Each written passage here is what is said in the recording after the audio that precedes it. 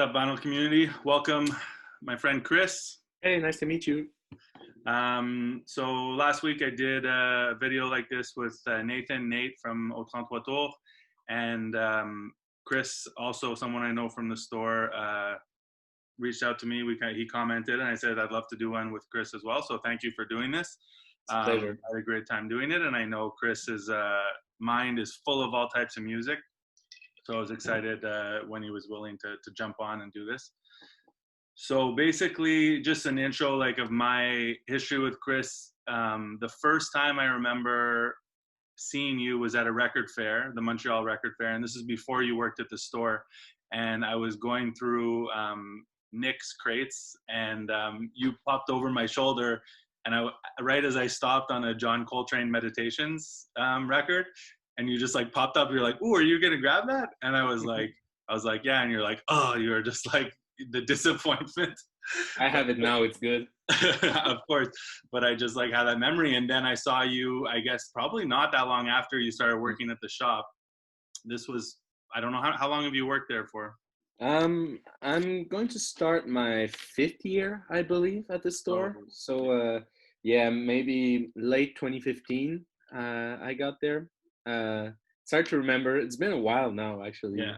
Yeah. So, and I remember at the time, just to give a little more history, like, I'm friends with a few people at the store before I knew you, and like the respect that your colleagues have for your level of knowledge, like, and on top of that, how young you were. Like, I think you were probably around 18, 19. I'm not really sure how old you are, but at the Yeah. time, I actually they're like, lied when I first interviewed at Au 33 Tours. yeah. I So like was people were like, underage. what'd you say? I was underage when Yeah. I first interviewed there. Like they would only hire people 18 and over, and I was 17, and I snuck my way there. But I Yeah. remember like Pat and people saying like, this guy knows more about music than us, and these are people with deep like collections and knowledge bases, and they're like, this guy knows more than us, and he's only 18. I was just, and I've learned from you, and we always chat when we're in this at the store. So we're just gonna find out a bit about your journey through music. Yeah. I know also maybe we can talk about it before we jump in, is you're also a musician, and you Yes. have some projects. I've actually seen you in concert, and that was a lot of fun, actually. Yeah. A killer bassist. So maybe you want to talk about Thanks. that quickly before we jump in. Yeah. Well, actually, it kind of goes with my intro of how I got into music. It's my first memories of that I have with music is actually wanting to be a player. I remember when I was maybe 7 or 8, my mom got me like a fake plastic toy guitar for my birthday, and I would never learn how to play, but never take it off of my hands. Like I would always just toy around with it, and it got me obviously into like I was young. 2004 got me into Green Day and stuff like that, and I always wanted to join a band then. So when I was approached by a friend from college who told me that he was starting a like rock and roll band and he wanted a bass player, I'd been playing alone in my bedroom for 10 years, so I said why not, and we've had fun. We're called Mort Rose. I can show the record. I probably have it around here somewhere. Yeah. The record was actually pressed up by the store's label, right? Yeah, Return to Analog. That's one of the few like newer original records that they press. They're more of a reissue label, but yeah.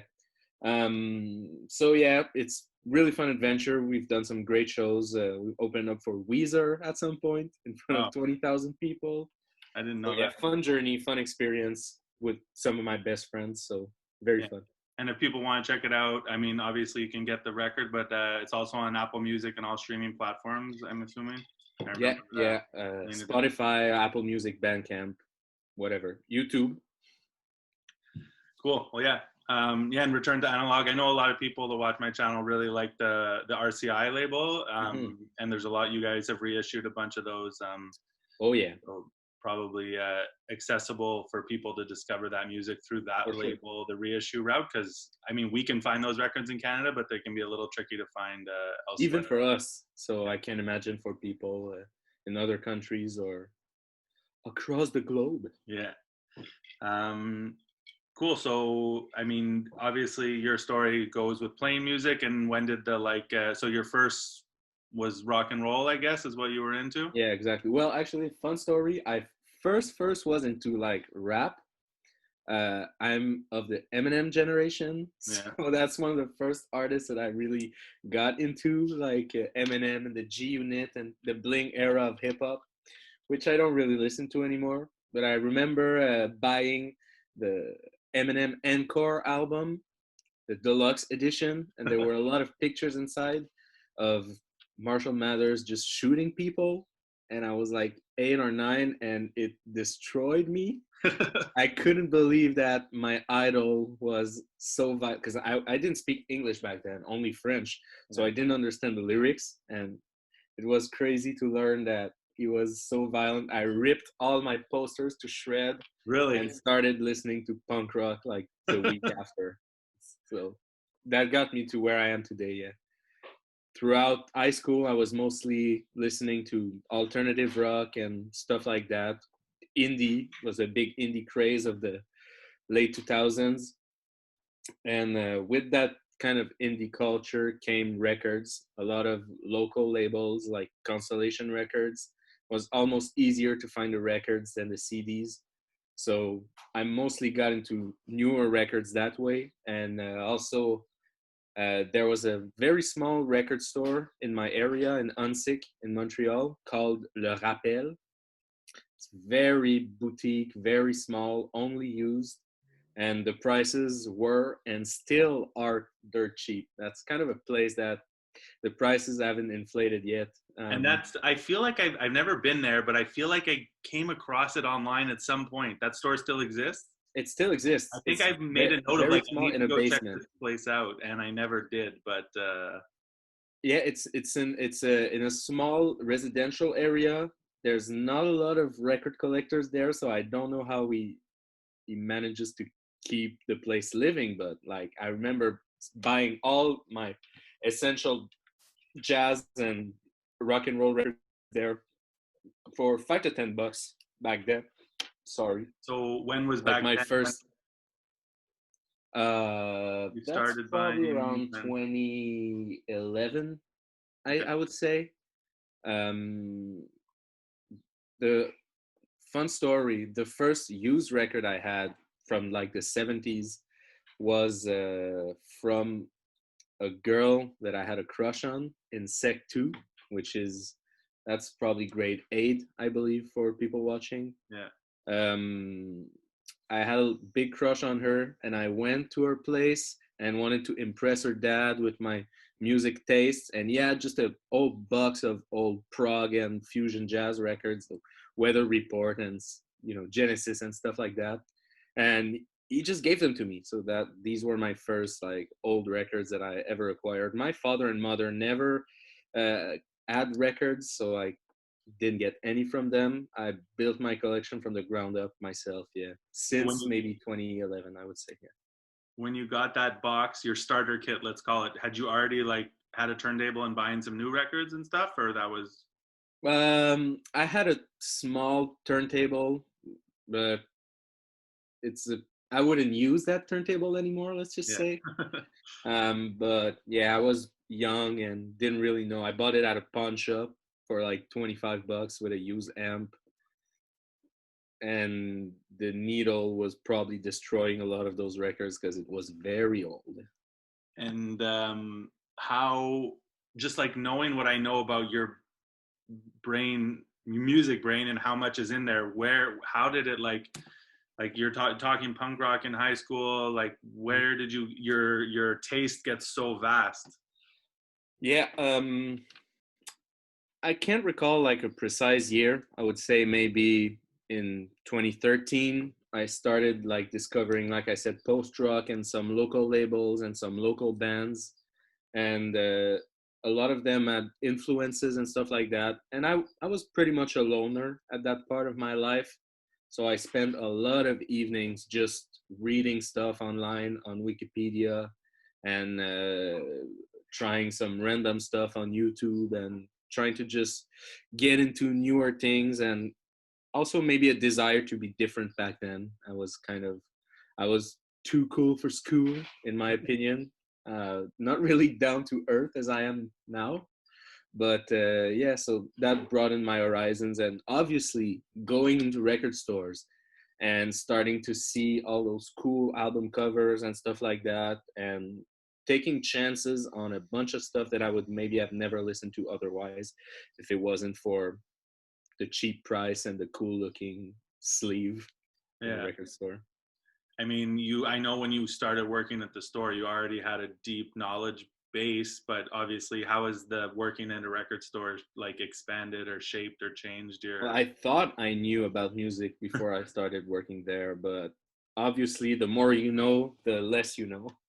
Yeah. So, yeah, for example, I wasn't very much into deep jazz at all when I first started working in Au 33 Tours, and now it's one of the main stuff I collect and love and listen to. So, just talking with colleagues, talking with a multitude of amazing clients also who come at the shop every day.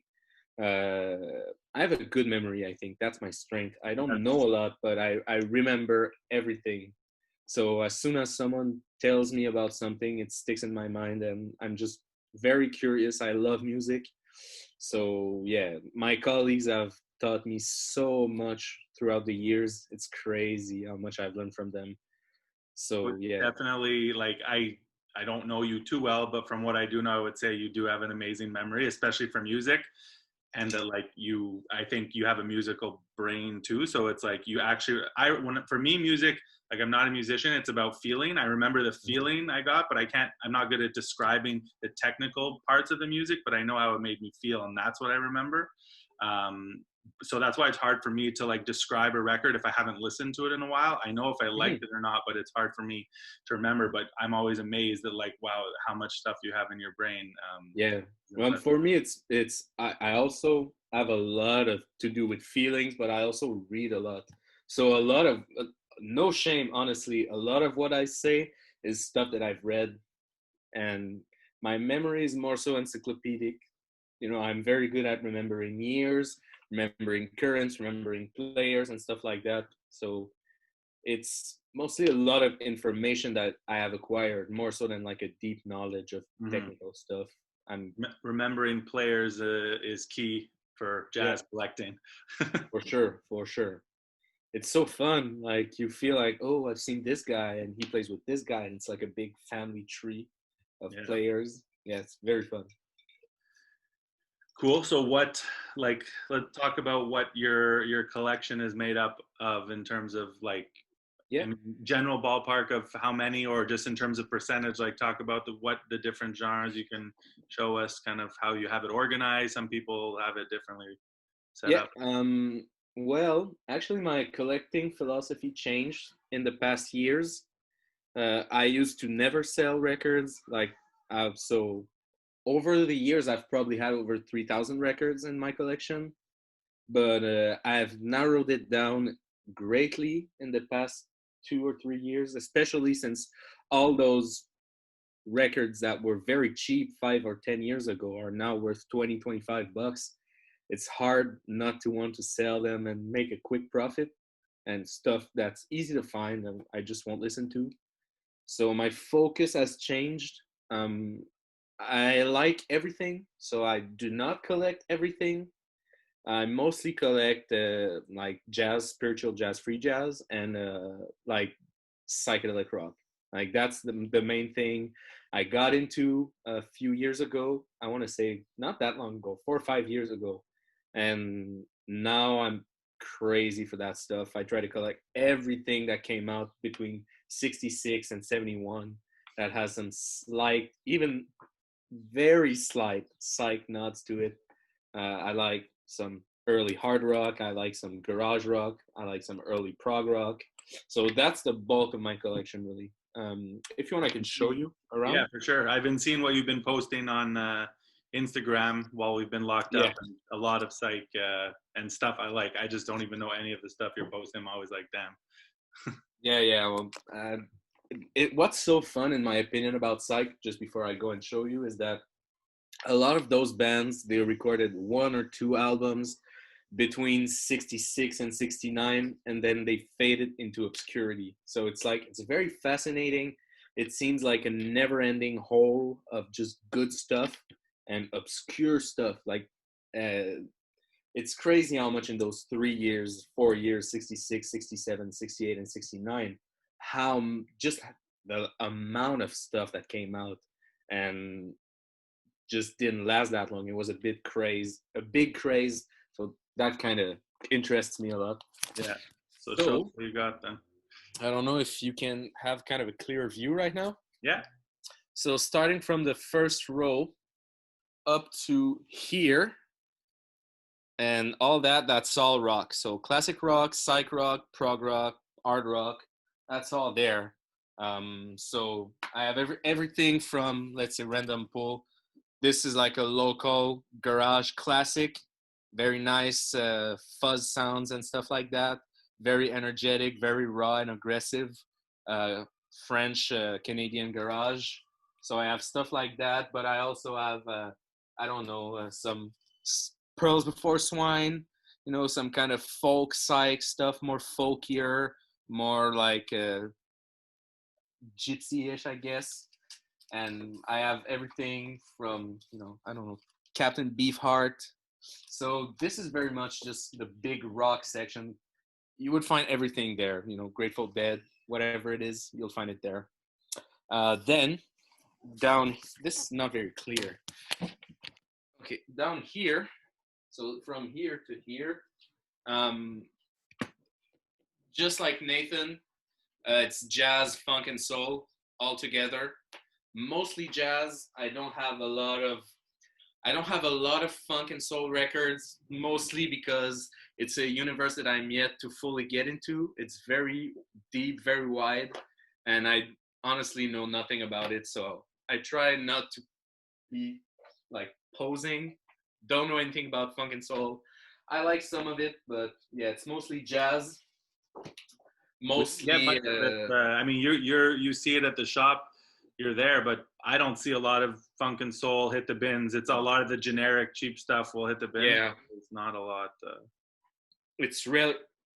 All the good labels and the good artists you never find in Montreal. It's honestly, it never caught here. I don't know why, but so yeah, you can find a lot of great jazz though, like some stuff that you wouldn't expect, like old Blue Notes and old ESPs and stuff like that. You can come across this stuff. And I have. Yeah, yeah, of course. So yeah, in my jazz, it's mostly like spiritual jazz and free jazz. That's kind of the stuff I love. I don't have a lot of, like, unlike you, a lot of those black jazz and those strata records that you kind of want, but I have some cool stuff. Let's do a random jazz poll. Well, okay, this is classic record. Don't really need to present this one. I mean, essential. What's that? That's not jazz. Oh, that's a favorite of mine. That's the Marion Brown. I think his first ESP album. Yeah, I don't That's have that one. Amazing. Like the energy and just the intensity of his playing, and yeah, it's Pretty free. That was the other one. Why Not, which is like a mix of heavy and kind of deeper stuff. That I feel like is out there. I haven't heard it, but my feeling is it's pretty out there, heavy. Yeah, well, it's pretty cerebral, but it's definitely not as balanced as Why Not. I wish I would have this one. Yeah, but a very, very nice player that I like a lot. Yeah. So that's for the jazz. I have the rest is just a bunch of varied stuff. A lot of what you can see right there is a lot of alternative stuff from the 70s. You have some post-punk in there, like some. I can do a random pull. You're gonna get a lot of like Cure and Joy Division and stuff like that. Just speaking of which, like all my original Joy Divisions are there. Whatever. So stuff like that is gonna be there. And the last row, you have here a lot of hip hop. I narrowed my hip hop collection a lot since I started, trying to keep some of the good stuff. Yeah, I know you're into the hip hop. first press, stuff like that. I try to keep it like Tight. essentials, like Yeah. all originals and stuff like that. I have a lot of fetish for original records. I don't have a lot of reissues, uh, especially in hip hop. I think it's cool to look for those older pieces, all beat up records, and you can see that a DJ played them to death. That's very fun. I like that. So yeah, the rest is just a bunch of punk and metal and contemporary alternative stuff and a lot of local bands. So yeah, maybe less complete collections, just more of random stuff. Yeah. But that's about it. I have about maybe 1,100 records right now. So that's not very much, but it's well curated. Yeah, that for sure. What about do you not buy like other stuff like electronic, reggae, world type stuff, if you want to call it It's that? stuff I like, but I try to, there's the music I love and there's the music that I collect, because I used to want to collect everything. But you can't. But the truth is, especially as a buyer in the biggest record store in the city, you see so many records that at some point you have to start being selective. You can't buy everything. So yeah, I decided to concentrate very much on jazz and psych rock. I do have a lot of reggae, some favorites, some Lee Scratch Perry. I I have some stuff like that, some Max Romeo, but it's very hard to come across those records also. And world music, I have a few Brazilian records. I have a few essential African records, mostly I would say like I like a lot of Zamrock, obviously Witch and stuff like that. And but I used to have a lot more of that stuff, and that's just something that I decided that since it was not one of the main focus of my collection, I got rid of most of the stuff. Some good stuff actually that I regret selling now, but that's the thing about getting rid of records. It's yeah, sometimes you regret it, but sometimes you really need money to buy other really cool records, so it's all good. But yeah, I feel like a lot of people who get into buying records pretty seriously end up with that. Like, it's like not everyone follows the same path where it's like, but you definitely buy, and then you're like, okay, I need to like start to like focus more and what really is essential and curate. Some people just hoard records their whole life and end up with, Yeah, 20,000 records. But for the most part, I feel like a lot of people start getting rid of records at some point while still buying. well, it takes so much space and you don't have time to listen to them all. That's the truth. um I mean, if you have over 1,000 records, there are some records that it's been years that you haven't played, and there's a lot of records in my collection that I've played once or twice, and I admit it, it's normal. There's been some records that you buy that are cool, you play them once and they're on the shelf. These are the ones that you have to end up selling at some point, but yeah. Can't listen to it all. Yeah. It's addictive. It's fun. Like discovering, I've always been, even before I was into records, it was like discovering music. Even when I was downloading music, it's just had that drug of discovering more and more and more. Yeah. There's always like something else to discover, which is that thrill. And it's more thrilling when you're finding it as a record than obviously when we were buying new CDs or digital, there's just that, that little something that digging for records provides when you find new music. Yeah. Well, my experience is different because I'm from a generation where physical media is pretty much erased from like our collective minds. Never really bought a new CD of a new artist, like ever, to be honest. Crazy. When I discovered new stuff, I used to buy it off of iTunes or buy it on record because it was cool.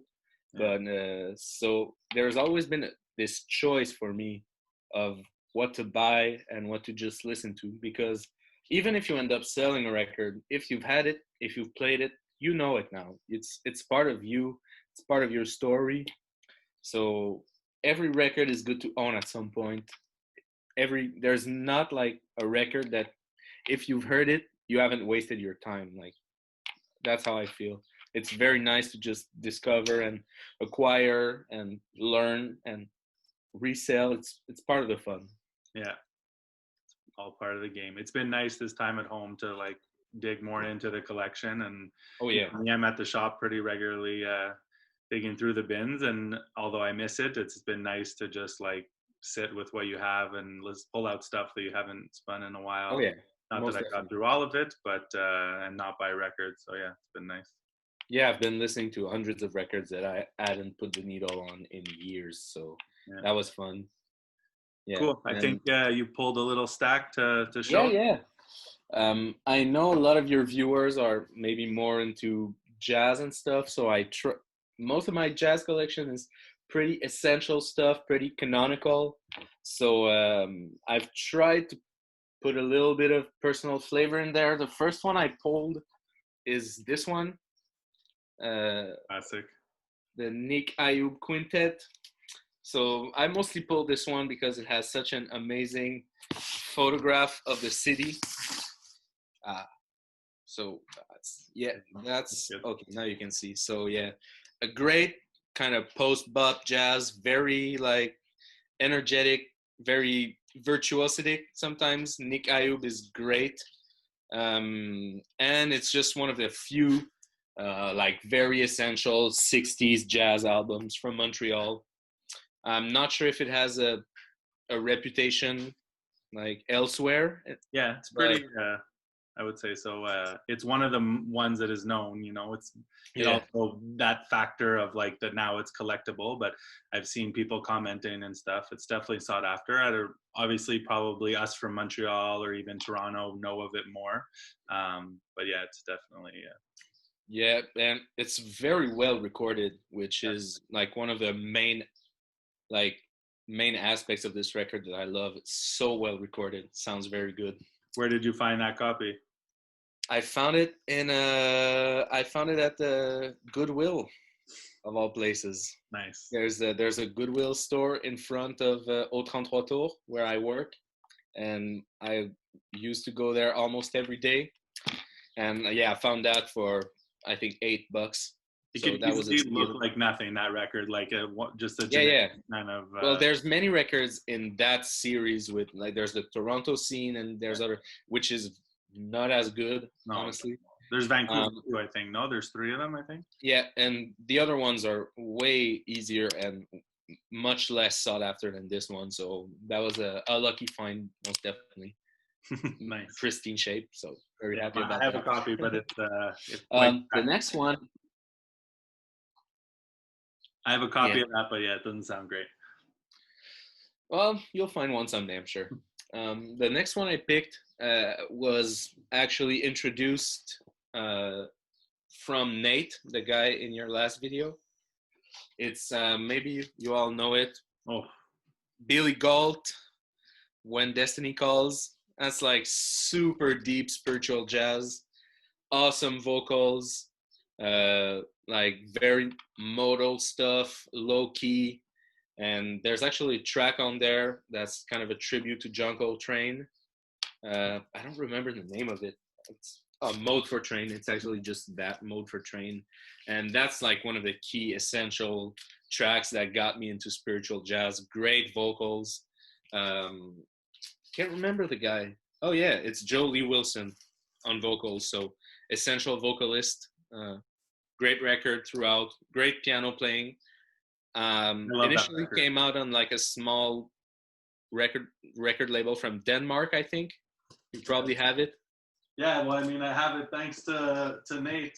I played it. That's one of the records that I played quite a bit.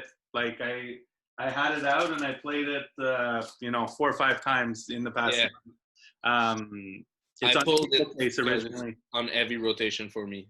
Yeah, and same thing. Nate came over for a listening session, and that's when he brought in. When he put it on, I was like, "Holy shit, what is this?" I'd never heard of him, never seen the record. Obviously, I know Steeplechase and Inner City, but yeah, I was like totally blown back, and I tracked down a copy, and yeah, very Yeah, beautiful record. yeah. I think you can still find it for fairly cheap. Um, it's a very nice one. Heavy rotation for me. Very easy to listen to and just very well done. So the next one is I'm not that much into Cape jazz and South African jazz. I think some of it's a bit too melodic and sweet for my taste. But there's this record, Echoes from Africa by Dollar Brand with vocalist Johnny Diani. The That's bassist, also. right? Hmm? He's a bassist, Johnny Diani too. I don't know. He didn't. I thought Yeah, he did plays vocals. bass. So it's only piano and bass on this record. It's a duo with vocals. And there's one track which is just a sidelong track called Today. Just very good, very smooth, very mantra-esque, spiritual jazz. Just one of my favorite cuts. And like I said, it's a sidelong track of just a piano and bass groove. If you don't know this one, you would love it for sure. Like the bass I is very well recorded. It's from the mid '70s, so that's I very nice. I have a couple. Is that on Steeplechase or what label is it on? That's Inner City also. So yeah, I think it was probably originally also released on Steeplechase. I Makes don't sense. have it. It's on the want list because I have a couple other Johnny Diani records on Steeplechase, which were late 70s, I think, like maybe Yeah. 78, 79, that I Yeah, love. this might be 80, honestly. I don't remember. So yeah, that's definitely one that I hope to find one day. But Yeah, it's this one is super cheap, actually. That's Yeah. something that you're going to find in the wild very easily for little money. The next one is a record I don't know much about, but I just love, and I think I made you buy it or something like that. The John Carter I don't Castles. have that yet. I've seen it once and I regret not buying it. But Okay, yeah, well, that one's very good. So that's also like a 80s jazz album, which is not as collected, but man, this one is good. He has done a few other albums in this era that are also good. He's also done some amazing albums in the 60s on Flying Dutchman as part of the group. He was also one of the first guys to do free jazz on the West Coast. I think that's kind of one of his things. This is one that I thought was always. Oh yeah, this one's amazing. It's kind of in the same vein. This one, Yeah. very well recorded, a lot of nice percussions. Oh, that's cool. I don't have this one. And then this one is, but I've heard people reckon this is the earlier. Oh yeah. This is one I was talking about on Flying Dutchman. It's awesome. So all of his input is great. He doesn't have such a wide discography that it's like overbearing. You can listen to pretty much everything and it's always going to be good. And this one is no exception. It's a very nice album.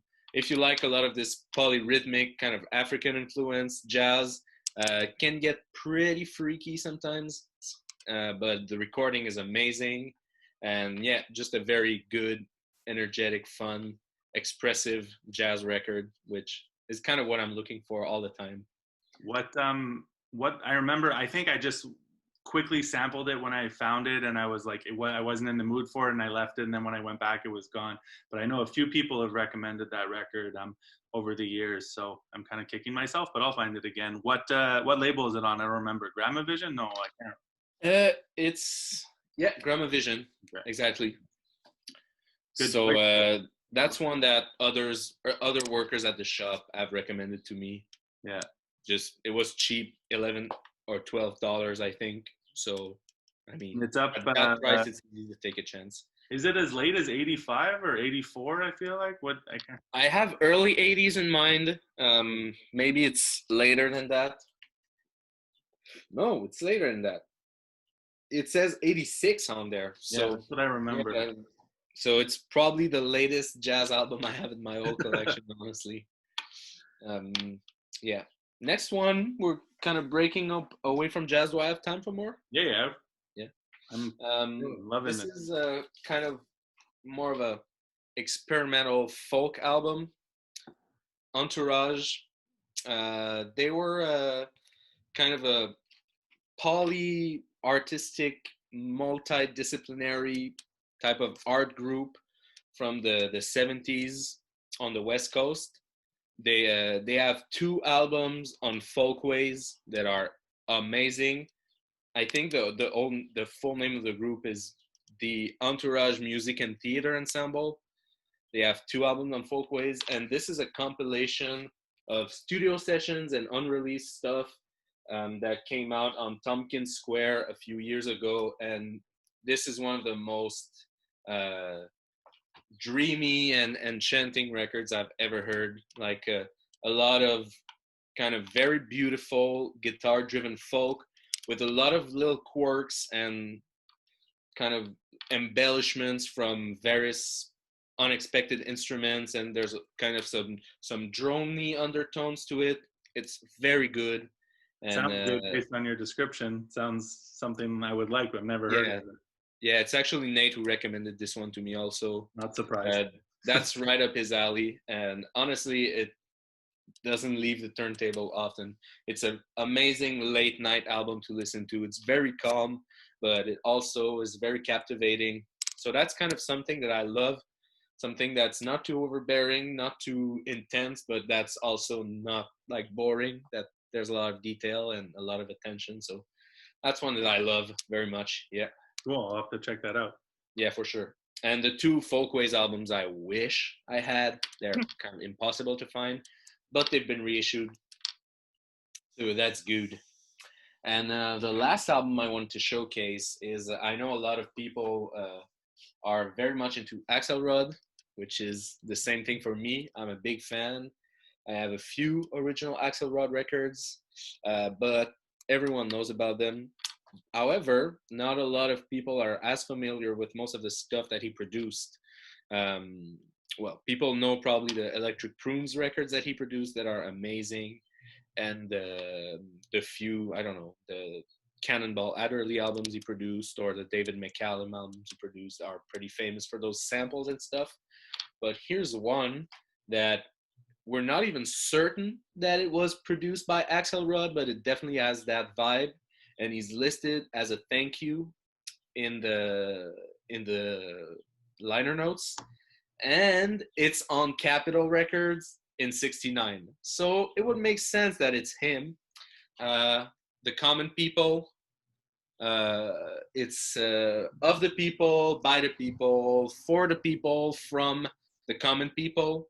So this is a very rare kind of psych rock records, where I think the story is that they lacked money to finish the entire album. So only the first 3 songs have those Axelrod-ish or Axelrod arrangements. And honestly, it's mind-blowing. If you like that kind of cerebral, very lush, string-based psych rock, soaked in acid, but with that Axelrod touch, you would love this. Like, it's very, very good. And the rest of the album is some decent psych rock as well. Like, there's a lot of more garage-ish stuff. But what's interesting is that you can kind of hear that there's space in the songs for more arrangements. Like, there's a lot of passages that are quiet and that are pretty empty, that you can tell that the band had the Axelrod arrangements in mind for the whole record, but for some reason, they only cut the first 3. I think it's because the band, like I said, lacked money or something. That's what I heard from a fan of this record. But it's very good and kind of a nice record to own, very rare. So cool. Yeah, I mean, I don't know it, and the name doesn't sound familiar, but when you show me the cover, I feel like I've probably seen people post it on social media or something. Yeah, it's very good. Yeah. And very sought after. Like, it's in most books about like the deep psych stuff. It's in the Acid Archives and whatever. It's very, very nice. Yeah. Cool. Awesome, dude. What I'll do is we'll post the links to all the records you showed in the description. So if you guys want to check out more about Chris, the records Chris showed, you can. And we'll also put a link to your band's site so people can check it out. Nice. Thank you very much for doing this. This was great. Really appreciate you taking the time. And honestly, you're really good at describing the records. You make them very enticing. Yeah, well, I hope you like some of them. You can follow me on Instagram if you want to see more deep psych stuff. So yeah, it was very fun to do. Yeah. Thank you. I'll put a link to your social media too, because I know a lot of people do really dig the Psych, so they'll appreciate the stuff that you're posting and stuff like that. Cool. Yeah, Thanks man. a lot, dude. Really appreciate it. Hope to see Merci. you soon at the shop. Yeah, anytime. Peace. Peace. I'll send